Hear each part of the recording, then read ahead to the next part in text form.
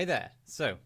At the moment, I'm learning how to speak and read and write and listen to Japanese. And I wanted to share a little project that I've been working on. Well, I'm kind of just starting to work on it right now. The initial stuff was quite a lot of work, but now I'm actually getting into the fun part. Um, Last time I was in Japan, I went to the largest MUJI store in the world, which is in Tokyo, and bought a book. They have loads of books there. They don't. They don't really stock books in the UK stores that much, but in the Japanese stores they stock loads. I bought this book.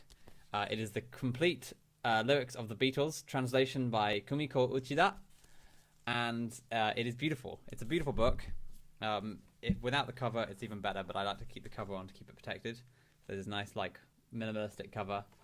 And it's got loads of different songs. Here we are. Like, here's Michelle. It's got English on one side, and then it's got the Japanese on the other side. And you might expect it to be like just a sort of Japanesization of the English. So you might expect it to just be written in katakana, which is the alphabet that they normally use for foreign words. But in fact, it's actually translations of songs. So rather than being it's actually going to be like the meaning behind the lyric translated into Japanese. And anyway, I have this plan to record a cover of a Beatles song entirely in Japanese, and I think that would be really fun.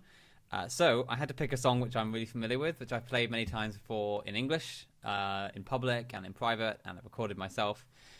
And that led me quite clearly to Get Back, which is a very simple and popular Beatles song. I have it bookmarked, and here it is, Get Back. So there's the English here and the Japanese here. So if you look at the screen that I'm focusing on at the moment, what I've done is I've typed up. I'm not that good at kanji, so I didn't type up the kanji. I mostly drew it into the screen.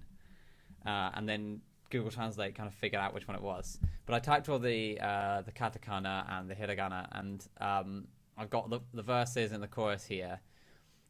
So my reading isn't quick enough right now that I'm going to read the hiragana directly while I'm singing. So what I've decided to do is, for the meantime, get used to the scansion that I'm going to have to adapt. Because at the moment, well, if you're doing Get Back in English, it's going to be like, Jojo was a man who thought he was a loner, but he knew it couldn't last. So that's fairly straightforward.